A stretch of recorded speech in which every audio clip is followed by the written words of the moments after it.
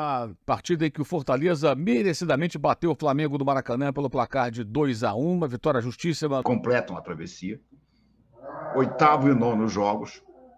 O Flamengo no Maracanã, contra adversários mais fracos tecnicamente. O Flamengo entrega a rapadura, entrega a liderança e cai para 3º lugar neste momento na tabela do Brasileirão.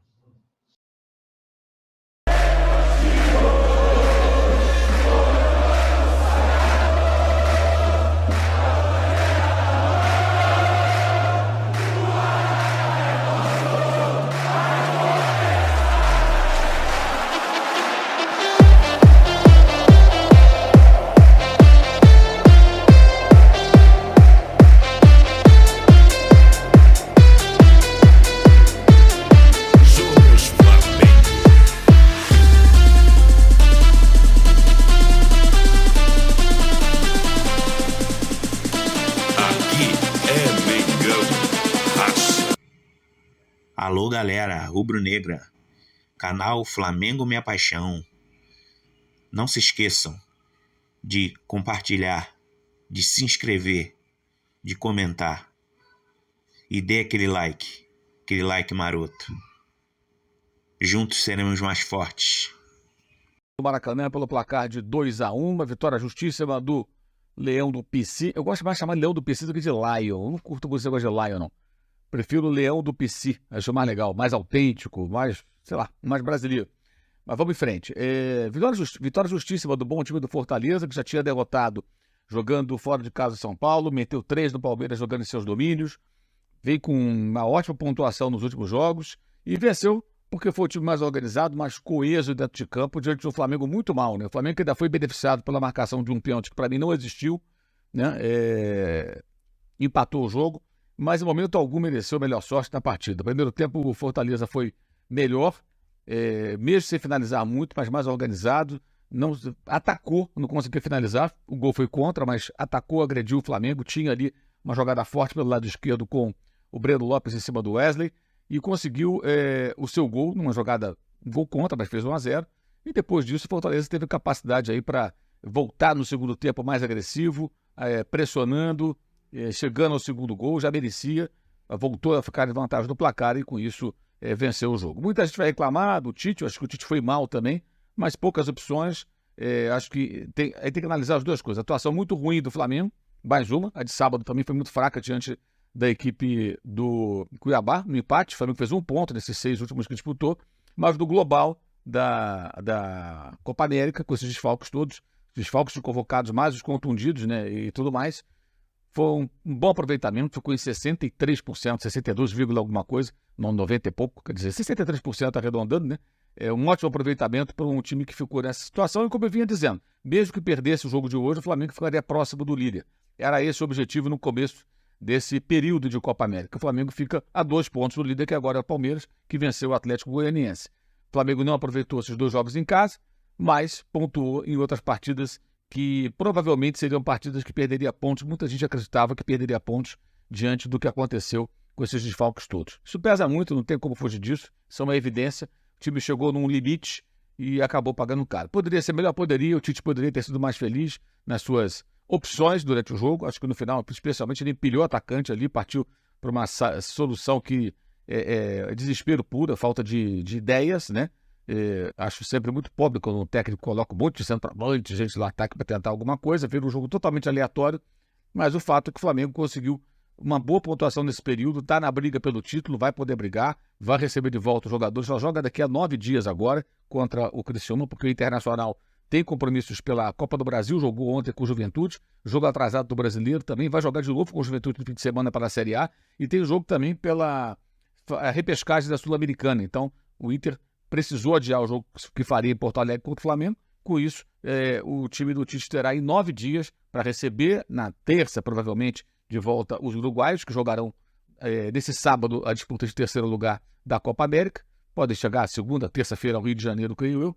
E terão tempo até sábado, quando o Flamengo jogará em Brasília contra o Criciúma, para serem reintegrados, voltarem a treinar, e aí ele pode recuperar jogadores machucados também. Esses que estão no limite físico terão um período bom para recuperação, E aí, espera-se que o Flamengo volte a ser mais competitivo, como conseguiu ser, empolgando essa torcida em boa parte desse período de Copa América. É preciso entender o global. Os jogos de hoje, críticas são merecidíssimas, mas, convenhamos, analisando o global, foi um bom resultado. Se tivesse começado com derrotas... A Alexa está falando aqui, deixa eu calar aqui. Caso o Flamengo começasse perdendo os jogos, terminasse vencendo, fizesse o mesmo número de pontos, seria o viés de alta. Foi um viés de baixa, que é também consequência de um desgaste nessa sequência de jogos. E o Fortaleza é um bom time, é uma equipe competitiva. E que eu já falei isso outras vezes aqui, Fortaleza ele encara qualquer um, cara. Qualquer adversário. As pessoas têm que entender que não é mais aquele time pobrezinho do Nordeste que vem ao Sul-Sudeste perder, não. Ele vem para desafiar. E desafia. Meteu 3 do Palmeiras lá em Fortaleza, ganhou do São Paulo fora de casa, agora ganha do Flamengo. Não é um time qualquer. É um time com um trabalho muito consistente, um bom técnico, que potencializa seus jogadores, né? Alguns jogadores, inclusive, que já não davam mais no caldo, digamos, num bom caldo em outros clubes até aqui do Sul-Sudeste do Brasil, e hoje consegue uma vitória marcante. Tinha vencido o Flamengo do Maracanã também, não no retrasado, quando venceu no Maracanã e venceu lá na capital cearense. E agora, no ano passado perdeu as duas, agora vence a primeira no Rio de Janeiro. Ou seja, já não é uma surpresa ter dificuldade com o Fortaleza, perder para o Fortaleza. Isso acontece com todos os times de grande futebol brasileiro, porque o Fortaleza é hoje um time que desafia qualquer um. E foi uma derrota merecida do Flamengo, vitória justíssima do Leão do PC. Fábio Kohler, você acha que o Wesley e Varela são dignos de jogar na lateral direita do Flamengo? Temos que procurar reforço. Não acho que não sejam dignos, Fábio. Só acho que o Flamengo pode ter um lateral melhor. Quem oferece 18 milhões por um meia para ser reserva, que é o caso do Carlinhos, que é um ótimo jogador, se for contratado, é um ótimo reforço, e no contrato lateral, eu entendo. Você busca um meia, né? Quando você tem Gerson, Arrascaeta, De La Cruz, pode trabalhar o Lohan, aprimorar o Lohan. Hoje o Matheus Gonçalves mostrou que pode ser útil também. O Flamengo tem opções ali para o setor. Então você vai ter uma reserva de luxo, que vai ser o Carlinhos. Podendo ter, eu acho ótimo, mas são 18 milhões, 17 milhões, sei lá quanto vai custar. Não vai ser menos do que 16, 17 milhões de euros. E o contrato lateral direito, sendo que o Wesley é um jogador assediado para o mercado internacional, que pode ser vendido a qualquer momento quando chegar uma proposta melhor, né? Já teve propostas por ele, no plural, e uma que seduziu o Flamengo. E o Varela é um lateral para compor o elenco. Não acho o Varela ruim, mas é para compor o elenco. O Flamengo tinha que procurar um lateral de um outro nível, prospectando o mercado e botando grana para contratar. Então eu não entendo também, eu acho errado esse critério, mas enfim. Que coisa pavorosa! Que atuação melancólica! Que desastre o final da travessia do deserto. Vinha tão bem, surpreendendo a todo mundo, inclusive aos mais otimistas. Os 7 primeiros jogos foram excepcionais. Perdeu somente lá do Juventude, no Jacone. Venceu 5 partidas. Empatou 2.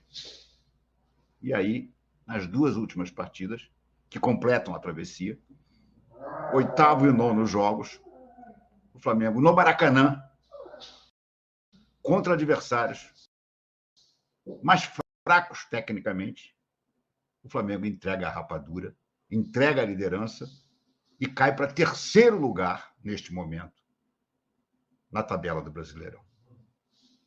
O Tite esgotou hoje todo o seu arsenal de idiotices. Há muito tempo eu não vejo um técnico ser tão ruim como o Tite foi hoje. Desde a escalação inicial até as substituições. No final, ele saiu empilhando atacante, como se empilhar atacante fosse resolver alguma coisa. Medíocre hoje o Tite. Vergonhosa a atuação do Flamengo.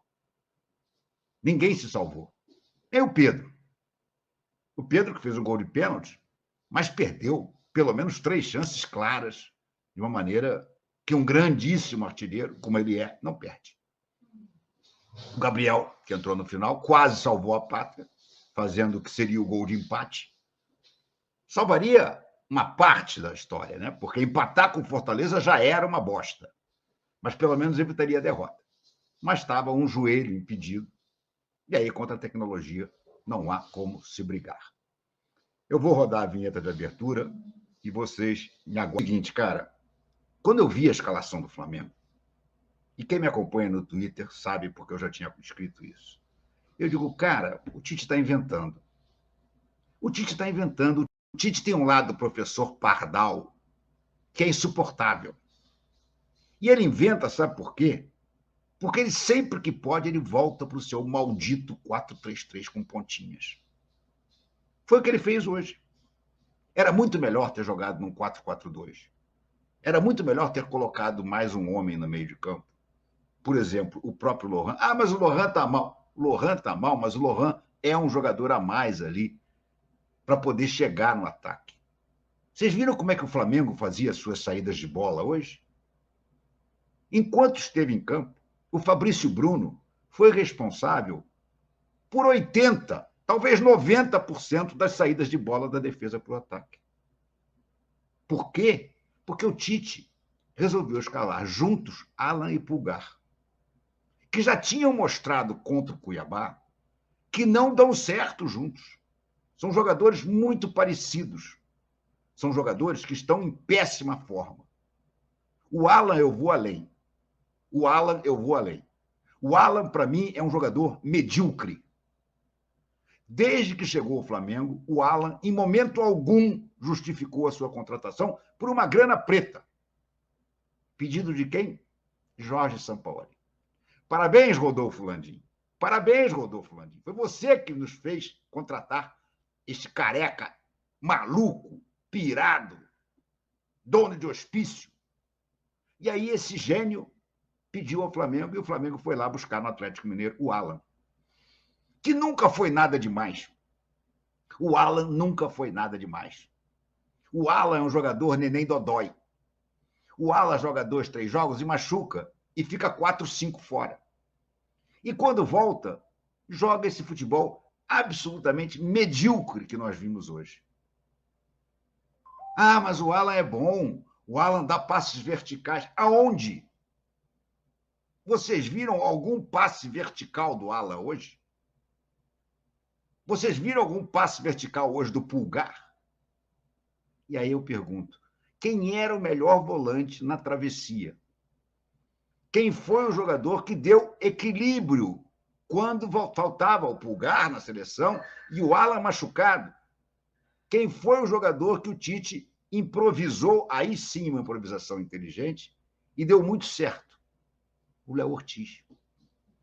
Agora, me explica o que passa na cabeça do Tite para descobrir um excelente volante, com uma excelente saída de bola.